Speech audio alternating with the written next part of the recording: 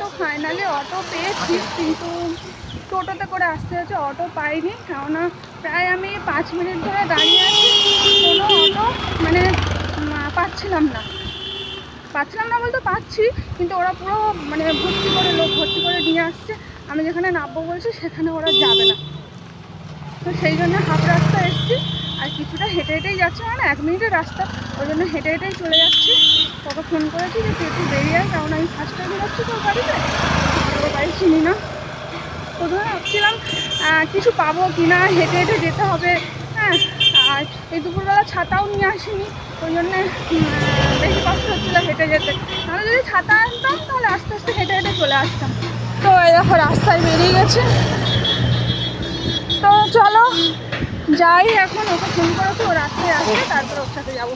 Tata, তারপর পরে কথা বলছি।